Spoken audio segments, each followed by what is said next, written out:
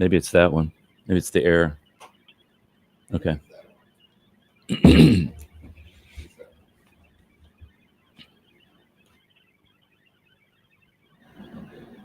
We are getting something from overseas. Yeah. Way down in the background. Yeah, we'll figure it out. AI will clean it up. Okay, you're right now. Here we go.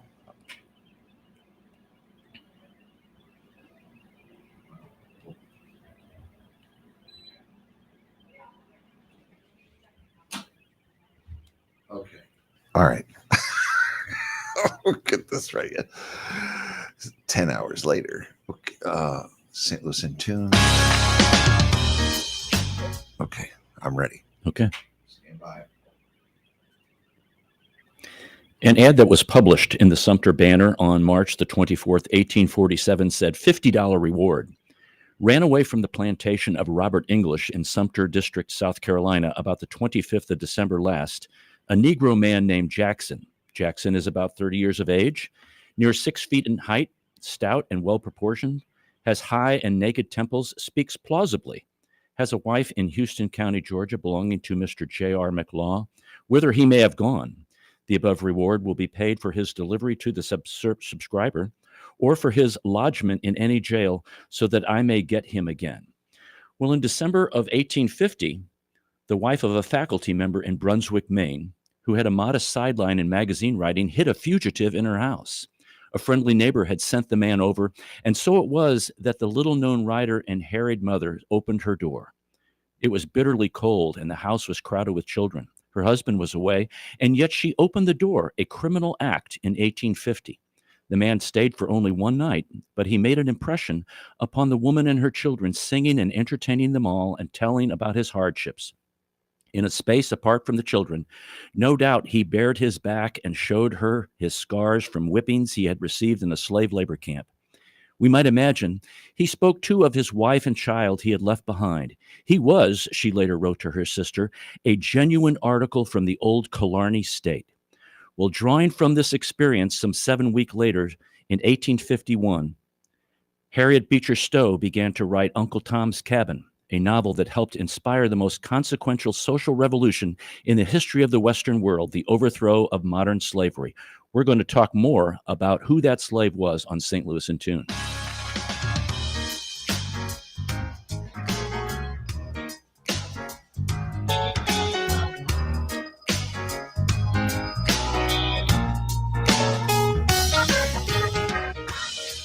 Welcome to St. Louis in Tune, and thank you for joining us for fresh perspectives on issues and events with experts, community leaders, and everyday people who make a difference in shaping our society and world. I'm Arnold Stricker, along with co-host Mark Langston. Good morning, Mark. Good morning. I'm glad to be here. I'm glad to be anywhere. If you got to know. Yeah. It is an interesting show we're going to have today. Yeah. When I first found out about this, I was like, whoa. Didn't know about that. And I've been around the block a couple times, and we live in a very historic area here in St. Louis, Right. with a lot of wonderful history, Dred and Harriet Scott, et cetera, et cetera. But when I found out about this, I was like, I need to talk to the author of this book and really get some lowdown and give some good information to people that they probably don't even know about. And this author was not easy to find. She's not even on this continent. She's not on this continent. She's currently doing some research in the Netherlands. And before we do that, we're glad that you joined us today, folks. You can listen to previous shows at stlintune.com. Please help us continue to grow by leaving a review on our website, Apple Podcast, or your preferred podcast platform. That's good. Our return to civility today is, if you're having a disagreement over the phone and feel the urge to hang up, say so before you do so. If your goal is to end the call, you can do it without slamming down the phone in a moment of mindless furor. Well put. I in my younger years, when I was more of a loose cannon, and I would do that, I'd hang up and then I'd feel really bad about it. And then you can't call, if you don't know the person, let's say it's a customer service person, you can't call back and apologize. Don't do that to yourself or the person on the other end. Well, and the customer service people many times are the ones that catch the guff, but they're not the ones that really need to hear the fervor. You're right, and I acknowledge that when I tell them I'm very sorry, I'm frustrated, and that you have to take this. But Yeah.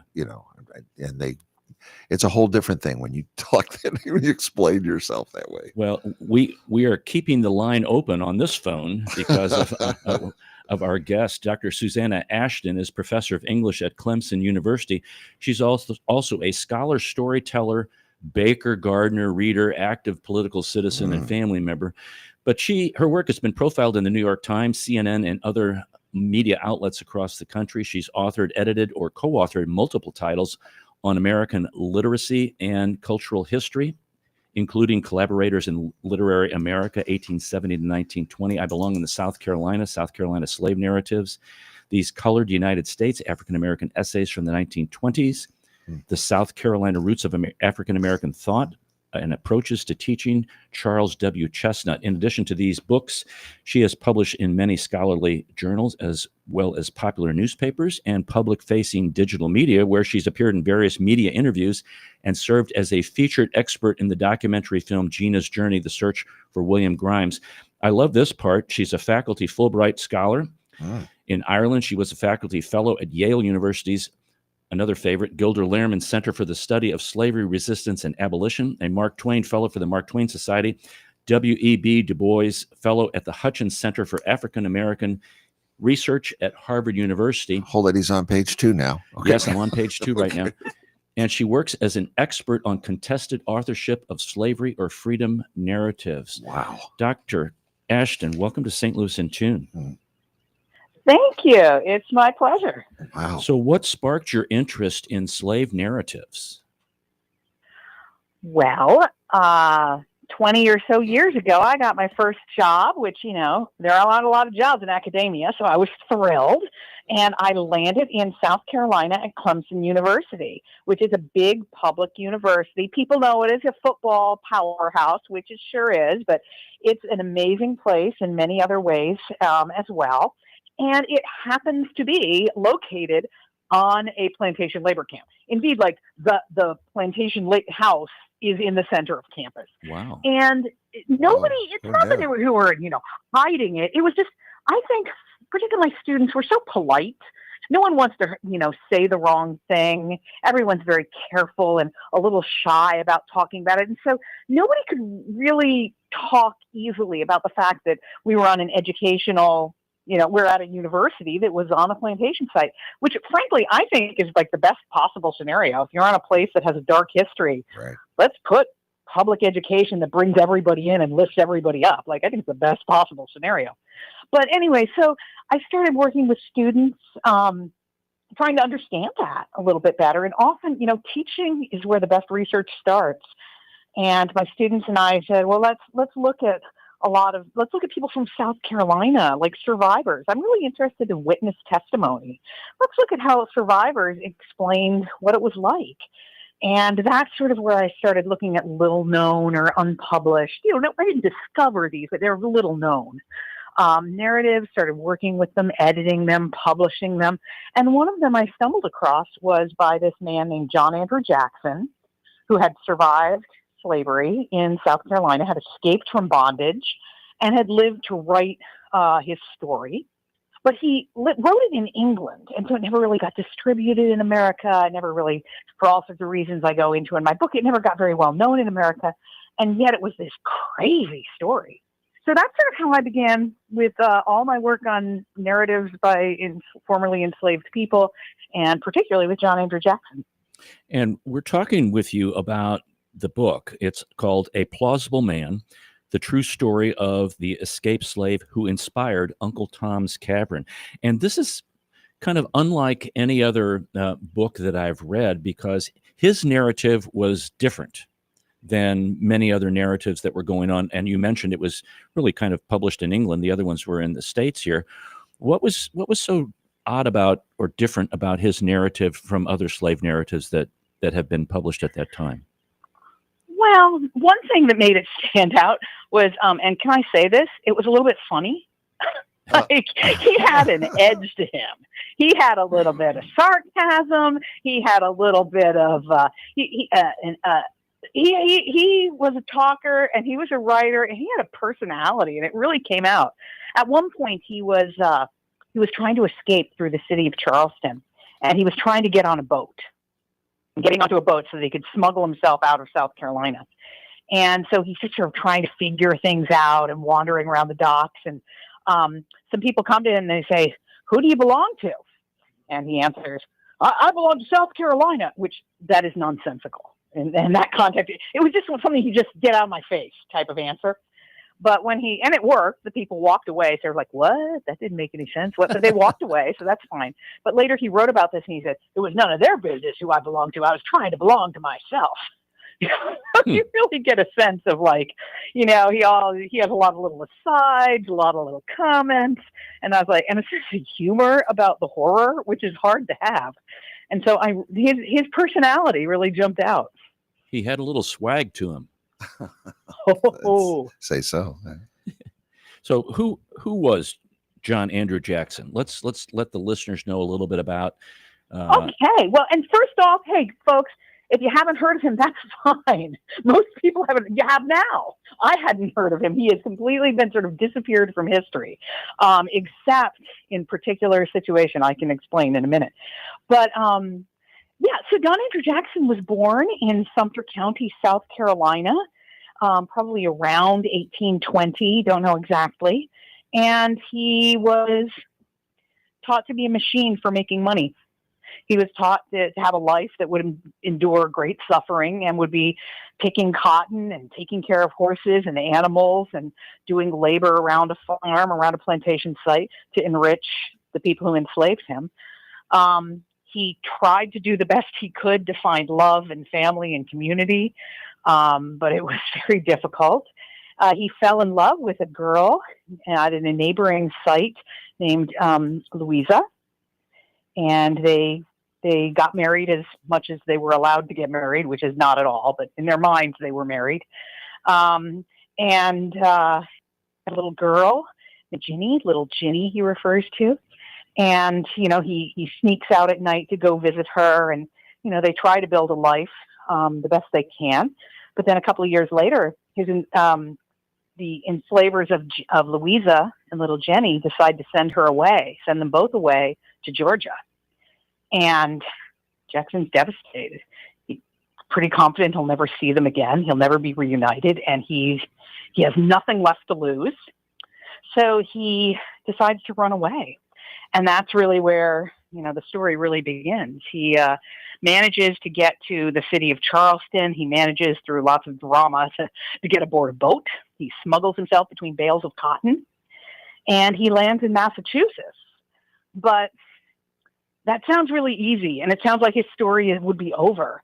But in a way, the story was in some ways just beginning, because he wasn't really safe in Massachusetts. I'll fast forward a little bit, but he tries to raise money for his family to free them. And he's getting some money. It's complicated. He's making some inroads. But before he can really get enough money for Louisa and little Ginny, the 1850 Fugitive Slave Act passes.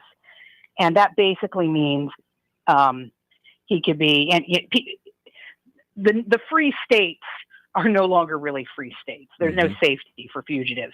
Now that's required that they go back, and all the officials are under extra legislation that requires them to assist in the recapture of fugitives. So he's been very prominent, because he's not been quiet and hiding his name and, hiding or anything. He's been out there talking about his experiences, trying to raise money. So he's sort of a known entity. So this time he escapes to Canada. And this time he's assisted by the Underground Railroad, which was sort of just really getting organized around then. And it was a lot less organized than people think. And his first escape, he did all on his own. But this one, he had people helping him a little bit from house to house, giving him money here and there. And he makes his way up to Maine, right? There's no railroad into Canada. It's not easy, and it's wintertime. And he goes through the town of Brunswick, Maine, which is a little college town then and now. And that's where he has a encounter with Harriet Beecher Stowe. Now, I think Jackson's life is rich and wild and complicated and goes on into the 20th century. He spends the rest of his life trying to save people and to maybe stitch our nation back together. But this little incident with Stowe is, of course, a very marvelous and exciting hook for how his life unfolds. So that's some of the big picture. You know, as I was reading the book, and folks, the book is really a great read because Dr. Ashton goes through what you've just heard in way more detail and really explains his character. And if I would, Right. it seems like his character changes a little bit. He's quite a salesman. He's what I would call a stump speaker. And then he kind of, in his last days, Sure. gets a little desperate. And would you kind of, would you agree with that, or? Well, let's start with, I think calling him a little bit of a hustler. There you You go. know, I think that word is fair. I think he had to be to survive. You know, he's True, a talker. right. He will talk his way out of problems. He often talks his way into problems. Everybody who likes him or Really? dislikes him says, "Oh my gosh, he's a talker." You know, Harriet Beecher Stowe, when he visited her and the children, he says, "Oh, she entertained my children." So you know, he entertained my children. They loved listening to him talk and sing. And that you also read out loud that advertisement where his enslaver points out he talks plausibly. You know, he may talk his way out of a situation. He may give you information, but don't believe it, right? So whether you liked him or disliked him, everybody comments on how he could talk his way in and out of problems. And then he becomes a public speaker. So absolutely, that's sort of a big part of his character. But later on, he gets, you know, he's not afraid to talk back. And even well after the Civil War is over and there's emancipation, and he comes back to America after having been abroad in Canada and England for a couple of years, he talks back. He sort of is overconfident, and he doesn't quite recognize the problems. And indeed, he gets into fights with officers and people like that, white officers, for talking back, even, you know, in the Reconstruction era, and gets thrown off trains and gets in fights and is eventually arrested and even put on a chain gang. Oh my. Probably my. really under false charges, but just because he had sort of a big mouth about what he was doing and who he was. So yeah, that was his character. But he was also, you know, he never gave up. He was just tireless. Even when he was this very old man, I have records of him, you know, going around collecting money, trying to give them to the freed people in South Carolina. And he wasn't, for the most part, he wasn't embezzling. As far as I can tell, he may have taken some to line his pocket and to survive, but I do have actual receipts for donations that he helped coordinate, so that I know, Wow. you know, they actually reached the people he wanted them to reach, which is beautiful to think of. Yeah, And he was so helping. far away from time. I can prove that he did donate stuff. Wow. It was the Freedmen's Bureau he was working with or for Yeah. after the war, and it seemed like as I was reading the book, it you know, as he was kind of running into, I guess, dead ends, then he would kind of change his course a little bit, or change exactly what he was raising money for. First, it was, you know, to get his wife and child out. Then it was to get his other immediate family, and then it was to, now I'm going to, you know, help the people down in South Carolina. Now I'm going to build a school. Now I'm going to build a church. And I don't want to use the word opportunist, or I know you use the word hustler, but he was trying to just, I guess, fulfill a dream and some urge in himself to make a difference from where he came from. Right. And again, I think some of those were maybe, situations change. He later says he believes his wife and child have died. Mm-hmm. So he starts raising money to free his elderly father and the children of his sister who had been murdered under slavery. So, I mean, these are legitimate sort of changes in his thing. But yeah, he is, when you look at their, so I think I'm getting a little ahead of myself. So he encounters Harriet Beecher Stowe in Maine, and then spends a night with her, talks about, and in his memoir, he talks about this meeting. And then he goes to Canada, where he's there for a while, and he remarries another fugitive slave.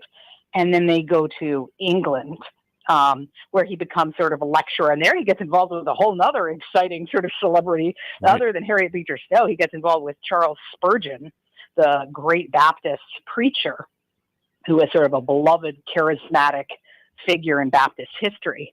And so Jackson sort of becomes Spurgeon becomes his patron, really. Right. And Jackson is sort of a protege for a while, and everything's going great. And then that relationship sort of falls apart. And, so Jackson sees a lot of ups and downs, and then he races back to America and spends many years sort of raising money, going back and forth between New England and the South, trying to bring the country together. So yeah, that's the big picture of Jackson. But about the change in personalities and hustles, I mean, I don't think it's a change in personality. I think it's just he pivots, when he needs to, and some of his projects fail. He tries to raise money to buy his enslavers' land. Do you remember that part? That's Yes, crazy. that I is love crazy. that. But he I wanted, know, like, there's plenty of bankrupt people in the South. He could have bought land from anybody. But he's like, oh no, I want that chunk of land. well, and I Good for get him. that. Yeah. That makes perfect sense to me, because it's a pride thing. It's like, hey, I'm a man. I can do this. Mhm. I can Mhm. own land and become productive and be a part of what this country is about. Sure. I And not only that, he dreamed of putting other families there too. He was like, let's get 40 Black families here, and we'll live as sort of a community, and, be safe, and we can look out for each other. And, like most of his ideas, it didn't happen. He didn't get the money together, but, the audacity of even trying is sort of crazy. and to think about it, he was really, and I think about this in this way, he was ahead of his time in Oh yeah. where he wanted the country to be and where he wanted other Mhm. people to be. And maybe that's why he had that audacity. And I was really surprised in reading the book that what I would call the circuit speakers, or the speakers, that there were so many that went around and talked about slavery in the States, and how they needed people to validate their quest for getting help. He had a letter from Harriet Beecher Stowe, or had, I guess, some support from her verbally, from Charles Spurgeon, and then General Howard. The importance of that, I guess I had kind of really not realized that gave somebody validation to stand up and speak to other people back in England, and also in the New England area. Well, and I think it's important because it wasn't just, oh, he's Black and is not trustworthy, which might have been a little of how audiences were a little worried about it, right? They didn't consider Black people as necessarily honest as white people. But I think also, it's a pre-internet era. It was very easy to run into scammers and con men, right? I mean, Sure. you couldn't fact check people on the internet. Now, if somebody comes and makes a claim, you can, things are fake on the internet. We all know that, but at least you have a better shot at tracking down someone's identity and verifying their story. And that didn't exist in the 19th century. So when he goes to England in 1856 and he invents himself as a, lecturer, and I love that you notice the detail. He had everybody, a number of ministers at various churches say things either to newspapers or in letters. They say, I saw he had a document from Harriet Beecher Stowe endorsing him. And that letter has since disappeared, but we know it existed. So we know Harriet Beecher Stowe did not disavow that she had met Jackson. She believed him. She endorsed his story. And so that opened a lot of doors for him. But yeah, I think at that time you needed, if you're going to get up at a church or in a town hall and sort of talk about slavery in America, and you're in England, you got to have, like, the local minister has to introduce you. You have to have all these endorsements, maybe from, fancy people who you can read out loud their letters, things like that, to say, and now we welcome John Andrew Jackson to the stage. And we are actually talking to Dr. Susanna Ashton. She's an author of the book we're talking about, A Plausible Man, The True Story of the Escaped Slave Who Inspired Uncle Tom's Cabin. I was looking at one of the wonderful spots on the internet. I'm looking at Mark and getting ready to smile, on Wikipedia, on Harriet Beecher Stowe's Wikipedia page. Maybe it's Uncle Tom's Cabin Wikipedia page. Okay. And she wrote a book about kind of the truth behind Uncle Tom's Cabin, about who the people were. Right.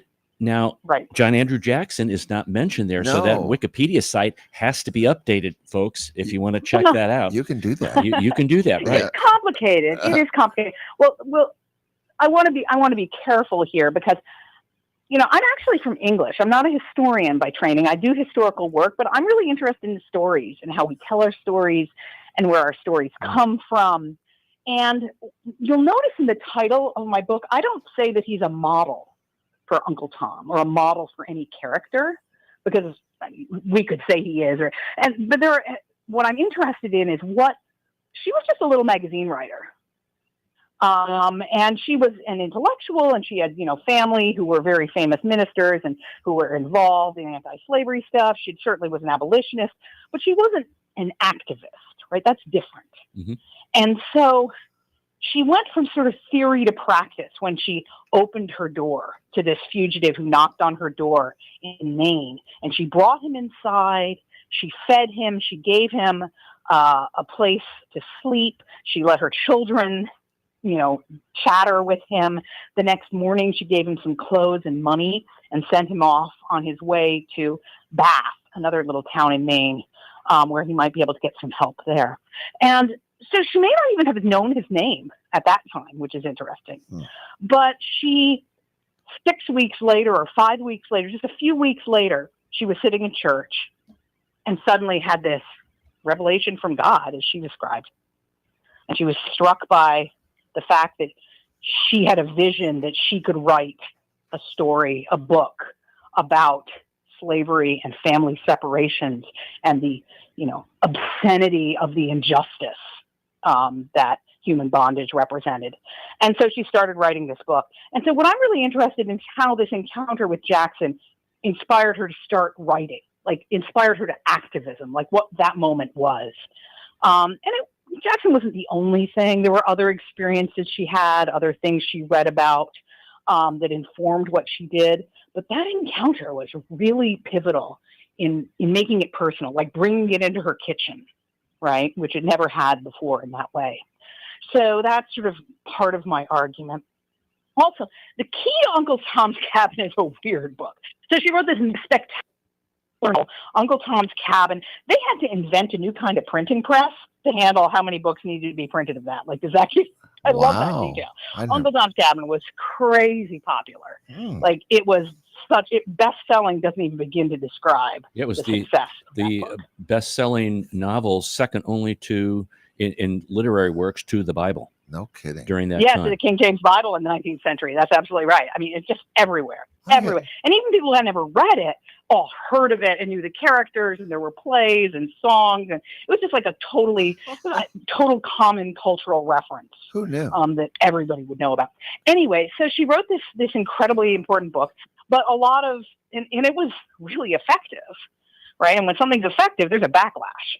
So you started getting all these Southern writers saying, she's exaggerating, things aren't that bad, she doesn't know what she's talking about, she's just a little New Englander who's really ignorant, things like that. So she decided to write something called The Key to Uncle Tom's Cabin, which, it's a weird book. It's got court cases that she's citing, and she doesn't say that this is exactly this or I drew on this. It's more that she's saying, I talk about evil and pain, and here is a person who talked about evil and pain, or here's a newspaper article about laws about something terrible in the treatment of Black people. So, and then she does list people who she found useful, and she lists a couple of them who she said, so-and-so's narrative was very helpful to me. She mentions a guy named Henson, who she says, my stories are parallel to some of his life. I think it's the phrase she uses. Anyway, so she's acknowledging other things, but what's interesting is she's careful. She doesn't say, I read all these before I wrote my book. She often says, I read some of them after, or, we know she didn't buy those books or read them until after she'd started writing. So the whole Key to Uncle Tom's Cabin is a very weird and messy sort of source. Now, and she doesn't mention Jackson in it, but again, we know later on Jackson was in Canada, decided to go to England, and by that point she was famous. And he clearly contacted her in some way and got her to write a letter of endorsement for him, which she did. And which he carried with him to England. We're talking to Susanna Ashton. She is professor of English at Clemson University and the author of A Plausible Man, the true story of the escaped slave who inspired Uncle Tom's Cabin. We'll be right back to talk more to her about that.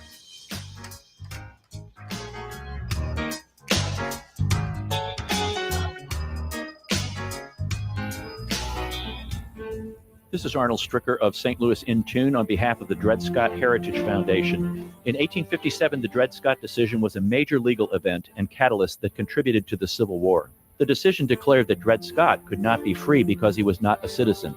The 14th Amendment, also called the Dred Scott Amendment, granted citizenship to all born or naturalized here in our country and was intended to overturn the U.S. Supreme Court decision on July 9, 1868. The Dred Scott Heritage Foundation is requesting a commemorative stamp to be issued from the U.S. Postal Service to recognize and remember the heritage of this amendment by issuing a stamp with the likeness of the man Dred Scott. But we need your support and the support of thousands of people who would like to see this happen. To achieve this goal, we ask you to download, sign, and share the one-page petition with others. To find the petition, please go to dredscottlives.org and click on the Dred Scott Petition Drive on the right side of the page. On behalf of the Dred Scott Heritage Foundation, this has been Arnold Stricker of St. Louis In Tune.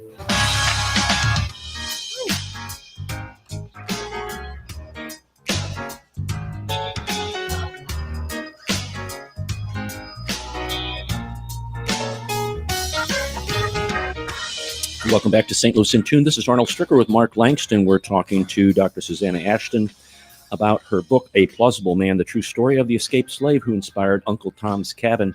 And just listeners, so you know, we're not strictly about St. Louis kinds of things, although all of these things we talk about that are not related to St. Louis impact those of us who live here in one way or another. It educates us about what's happening in the greater region, in our country, and internationally. And that's why we're having her on to talk about this. I don't know how many people actually knew that John Andrew Jackson ever existed. Right. Number two, that he went to Harriet Beecher Stowe's house one night and spent the night there, which was totally unheard of, and, you know, as an escaped slave.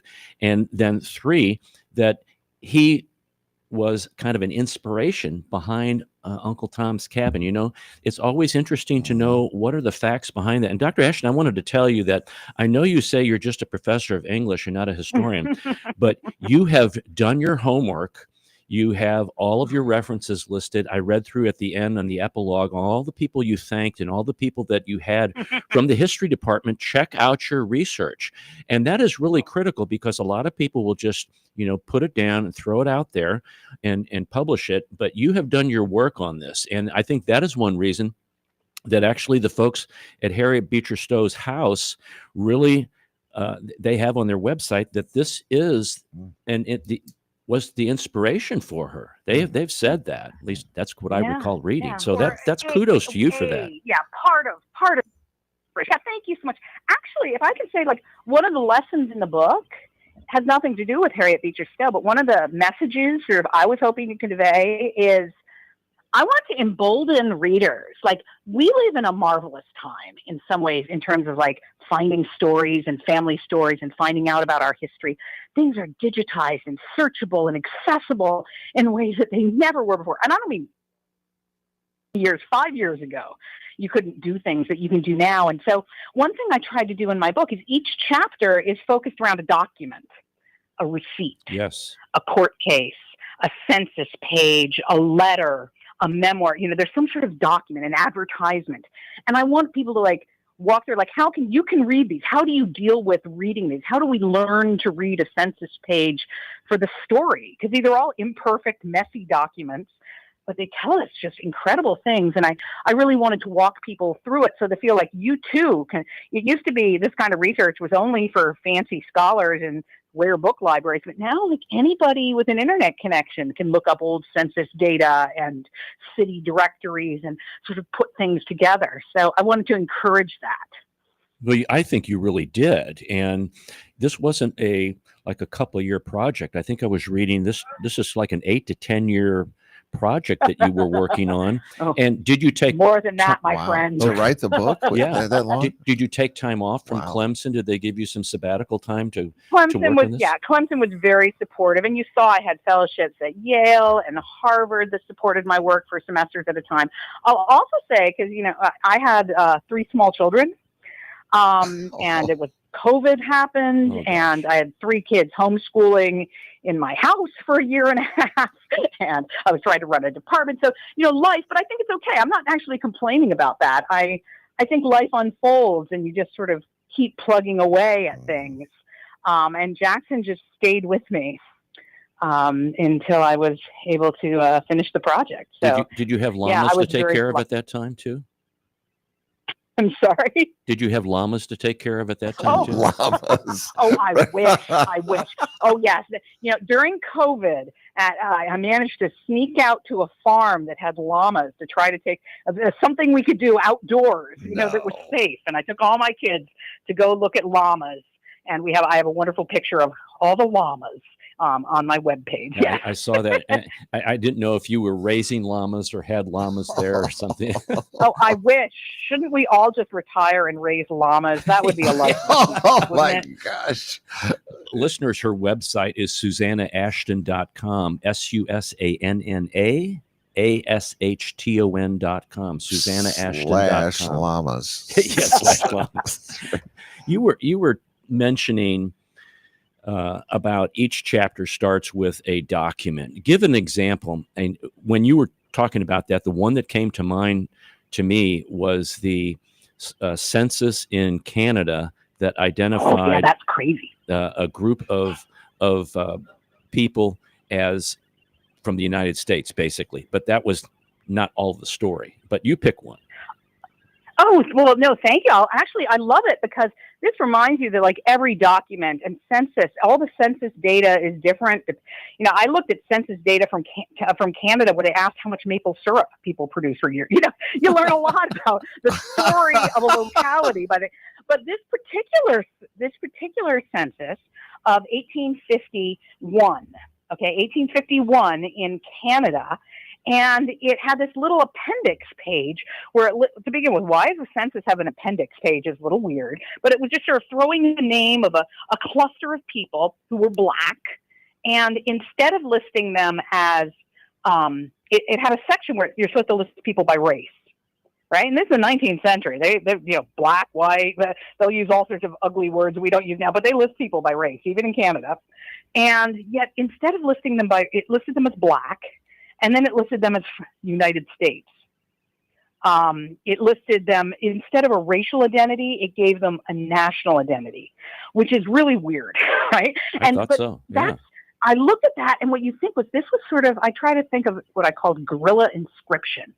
Like somebody decided they wanted to help the fugitives. They didn't want to say, these are fugitives from the law in the United States. Right. Instead, they wrote something a little weird, a little ambiguous, so these people could sort of slip through, without too many problems. And it reminds you that, they were fugitives from the law. They were fugitives from bondage, but they were also sort of criminals of, and I'm very careful as I say this, take a deep breath, self-theft. Right? That was their crime. And that was an actual thing. And in Canada, which was, was supposed to be sending people back, and they didn't usually. But so that census was crazy, and it listed Jackson's name, and it suddenly told me about the little community he was with and the people he was traveling with.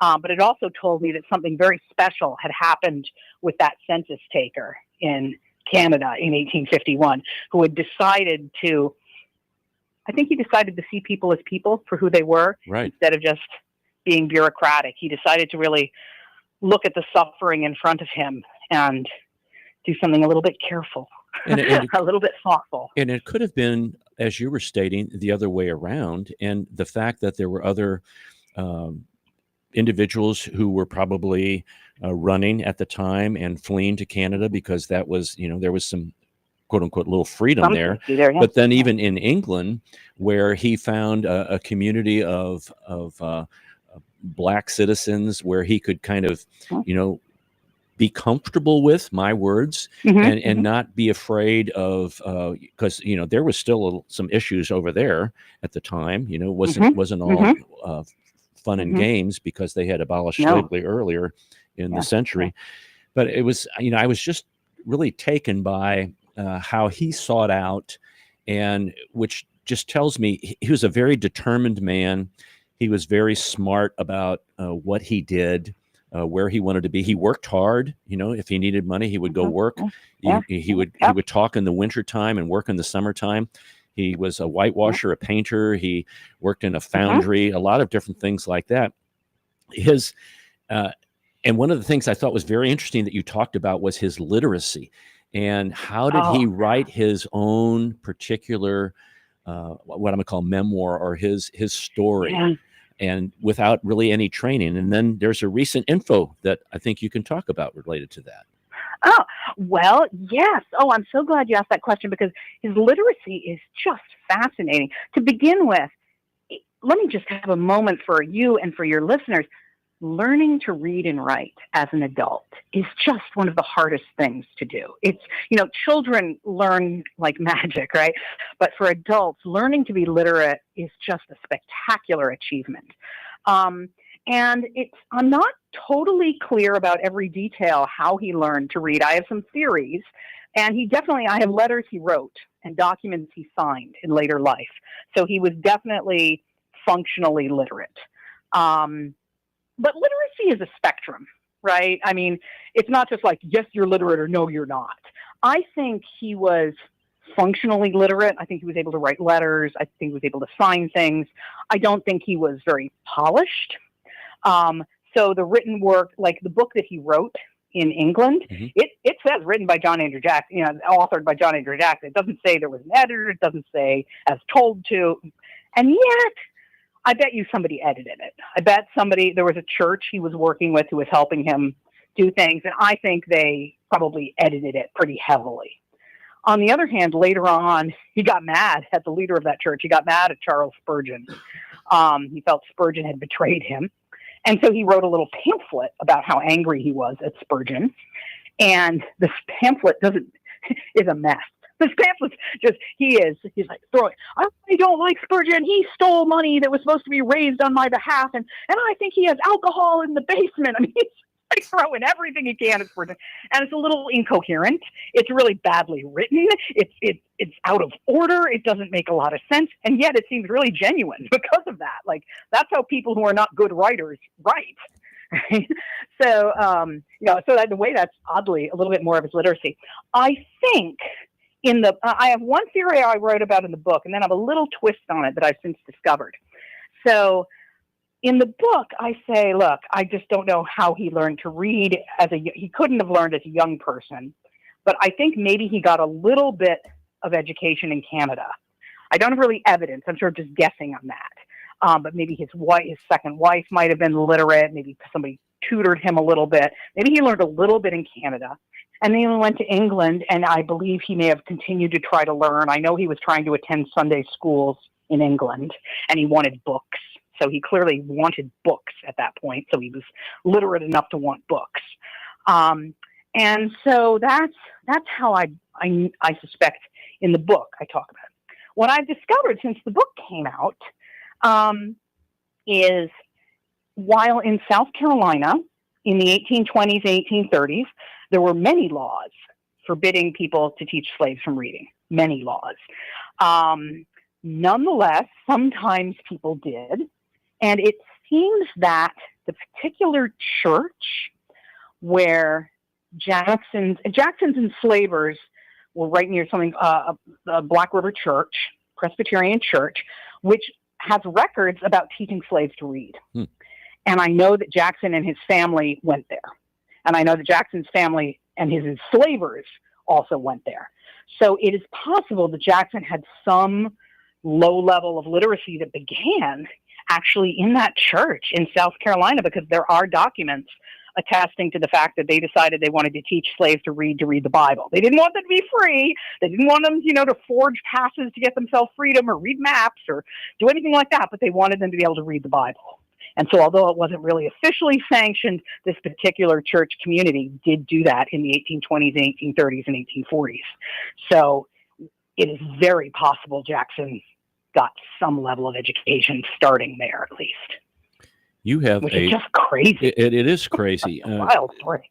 He is a man who just wouldn't let go of something. He never would let, like if a door closed, he would find another way through. I was kind of surprised at the fervency at which he responded to Charles Spurgeon, and then kind of really pushed General Howard too. Things weren't going his way, and he was almost in what I would call a little pest to General Howard a little bit, and pushing the envelope you're sort of there. Right. Yeah, General Howard, who was head of the Freedmen's Bureau and had known Jackson at some point, perhaps through their connections in Maine.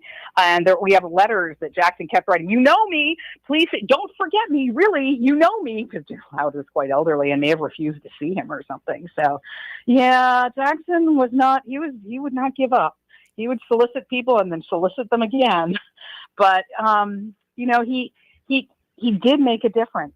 One of the other points I'd love to share with your audience in the book is that early on in the process of writing this book, I tried to figure out why he was called Jackson. And was that a first name or a last name? And I couldn't figure it out for sure. And I decided to look into his family tree, and I couldn't find any surviving members that seemed connected to that. I couldn't find his family tree. I couldn't figure it out with genealogy. And then I finally realized in the very beginning of the book, he mentions his father, who he was called Dr. Clavern. And he was enslaved, but this man had learned the African method of curing snake bite, says Jackson. And as a result was considered like a healer in the community, not just for his local plantation site, but for other labor camps around there. And so his father was really important, and Jackson talks about his father, and I later find out that this is delightful, that Dr. Clavern lived in long enough to be free and to register to vote, which I think is terrific. I found a voting registration for Dr. Clavern. Wow. But anyway, but that name, Doctor, became a first name in a family of that era called Clavon. And every generation, they had one or two people named Clavon. And so that's how I managed to meet many members of the Clavon family, who are Jackson's family descendants, and including one gentleman who is terrific, and he has a PhD, and he's in the Army, and his name is Dr. Clavon today. Yeah, I know. Isn't that fantastic? Go figure. He thinks he was, everyone thinks they were named after their uncle or their grandfather, and that's all true. It's all honoring, an immediate relative. But if you go way back, the original Dr. Clavern was someone very special and a real leader in his community. And I just love that. That's how I was able to finally track Jackson down. And again, that's something we can do now with genealogy sites and library access and scanned newspapers. Any of your readers, you can go out there. You can do this now. Get a librarian to help you and get started. You could actually, if you're going to be in Florida, or you're going to be at the University of Michigan, or you're going to be, where's this one at? It's in Minnesota. If you're going to be in Ohio, Dr. Ashton is going to be speaking in a variety of things this spring. So I'd call it storytelling. And she would too. I think Dr. Ashton is. I know. I'm just like enthralled with what I'm just like. I don't want to stop her. Well, I mean it. It's wonderful. It really is. I like a story better than being told and preached to and that kind of thing. And that's what's neat about the book, Mark. It's just not a history book. It's told in a story form, and everybody likes stories. I mean, who knew about all of this?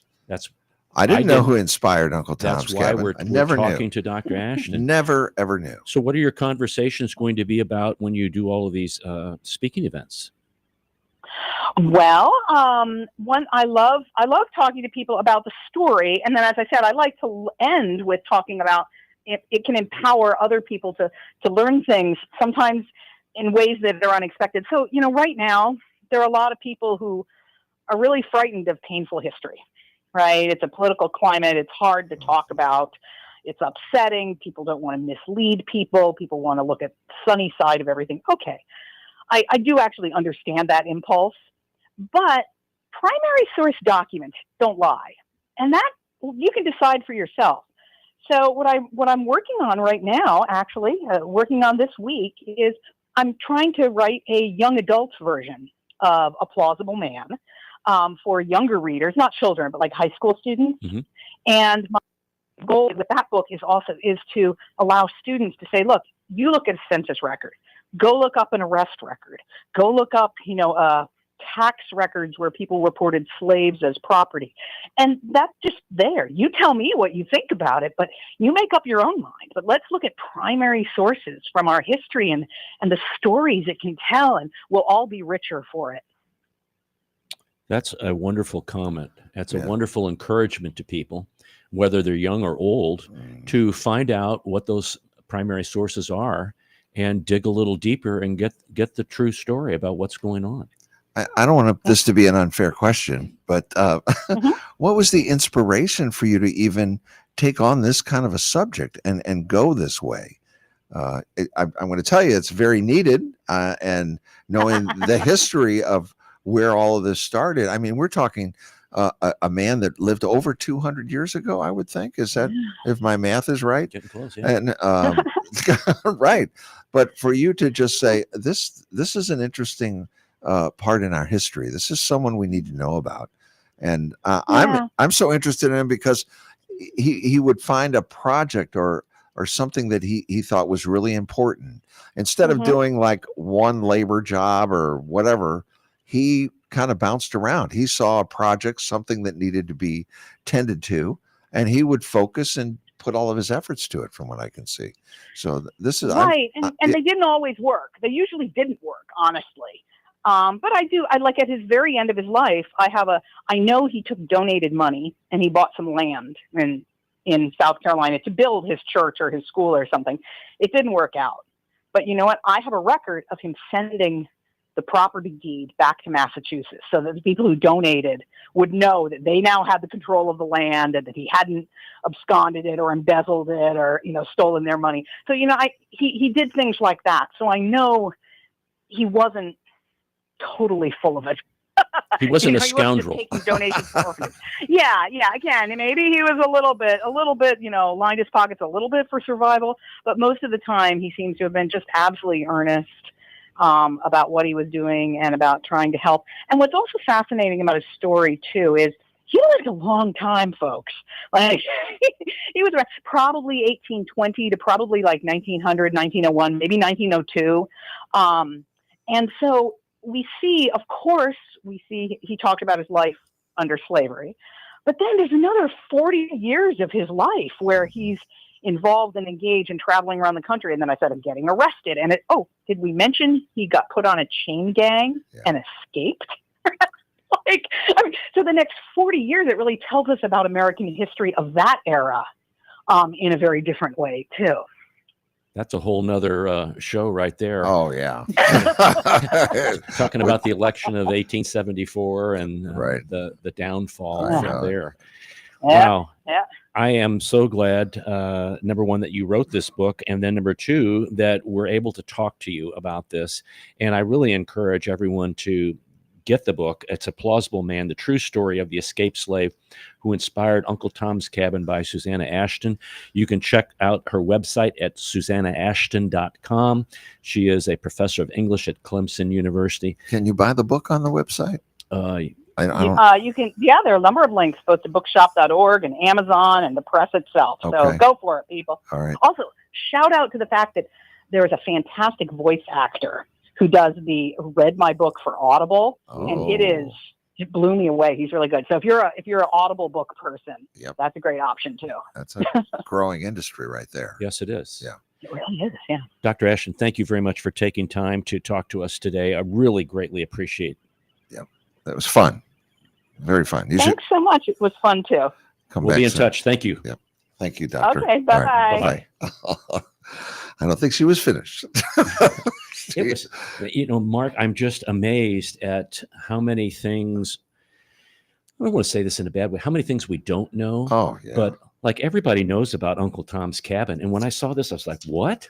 Yeah. What are you talking about? Yeah, I had no idea. I had none. And Not till today's show. did she just, draw on her? I'm talking about Harriet Beecher Stowe now. Did she just draw on what she saw, or maybe some things she read in the newspaper? Right. And the fact that she had Uncle Tom's Cabin in a newspaper that was published, that went on, like, it was like a series that she did, and then it was finally published in the book. It wasn't initially published in the book; it was published in the newspaper. Wow. And that's how she gained that reputation. And she sold the rights to that. She didn't get a whole lot of money at all for the book, Uncle Tom's Cabin. It was really the book she wrote that was on dread that she actually made some money. Okay. So, and the fact that her husband was a professor and she was just kind of doing her thing at home and had an audience that she wrote for in some anti-slavery newspapers. And I'd love to spend some time talking about Dred Scott with her. I think that'd be great. yeah, and it was on Dred it wasn't Dred Scott. It was Dred, who was a slave, and was kind of a companion story to the Uncle Tom's Cabin. Okay, gotcha. Yeah, now we've had Dred and Harriet Scott's great granddaughter on the show before, Right. And we need to have her back because the old courthouse is going to be reopening in May, and they're going to have a whole big display on Dred and Harriet Scott, and the fact that they can't get a stamp, but gee, we can get a stamp for Betty White. Yep. Seriously, I know, it's crazy. What's going on? Why? Yeah. Why can't you do both? How hard is that? Yeah. Really, how it apparently very hard. Yeah, because I guess so. we've been trying to help for years now, and got nowhere. So that was a lot of fun. Yeah, she's really something. She really is. So you need to check out her website, folks. She also has a whole lot of other interesting information about other people who she's done some work on: James Matthews, William Grimes, Samuel Williams. So check her website out, SusannaAshton.com, SusannaAshton.com. And she likes llamas. Yeah, she likes llamas. Okay. I thought she raised llamas there for a minute there by the picture. I know. Wow, there's the family around with the llamas. They weren't feeding them, though. So our word of the day, Mark. I've been waiting. We've got time. Not a lot of time, but time. Decorticate. Decorticate. Decorticate. It's to remove the bark or husk or an outer covering from something. In other words, the farmer bought a machine that quickly decorticates cottonseed, or the botany students learn how to decorticate a tree without damaging layers below the bark. I'll be darned. It's also a word that has something to do with if you have a brain injury too. Decorticate is how you look, where your limbs will turn in, your hands will turn in or turn out, depending. I think decorticates turn in. So that wasn't the definition that I got initially, but that is also decorticate. Wow. A meaning for that. That's quite a word. It is. That is quite a word. It is. I know. So you have some days of the day? Just a couple. We only have a time for like a few. National Chili Day. I'm going to go home and ask that we have some chili today. Okay. I mean, I like chili. I've been wanting chili. Do you do a chicken chili, or do you do beef chili, or there's so many chili? I know, and I'd like a chili cook-offs where you can go and try different people's chilies. Yes. And there's even, who makes chili without beans, but some people do, and it's really great. And speaking of eating, Fat Thursday is today. I'll tell you that right now. Is that right today? Today's Fat Thursday. I had forgotten about that. Yeah, that's where you just need to eat a lot of chili. Yeah. Because Ash Wednesday is coming right up. That's correct. And 40 days of fasting something. I don't know what. Yeah. Okay. I have a joke or two here. Oh, no. Another. Oh, wait, we're out of time. And yet another time this morning, no one was standing next to my bed saying, "Your Royal Highness, here is your mimosa." Here's some marriage advice. Husbands, if your wife does something wrong, just explain to her how your mom did it. She will appreciate your advice and strive to do it as she did. Wow. Don't do that, guys. Don't do that. Holy smokes. And having a dog named Shark at the beach was a mistake. Shark! Get back here. Shark. Okay, and I think I have one more. Oh, thank goodness. Okay. To my children, don't make fun of me for asking questions about my cell phone. I once taught you how to use a spoon. Wow, that's so true. Okay. Wow, thanks, Doc. Well, that's all for this hour, and we thank you for listening, folks. If you've enjoyed this episode, you can listen to additional shows at stlintune.com. Consider leaving a review on our website, Apple Podcasts, Podchaser, or your preferred podcast platform. Your feedback helps us reach more listeners and continue to grow. I want to thank Bob Berthasell for our theme music, our guest, Susanna Ashton, and co-host Mark Langston. And we thank you for being a part of our community of curious minds. St. Louis in Tune is a production of Motif Media Group and the U.S. Radio Network. Remember to keep seeking, keep learning. Walk worthy and let your light shine. For St. Louis in Tune, I'm Arnold Stricker.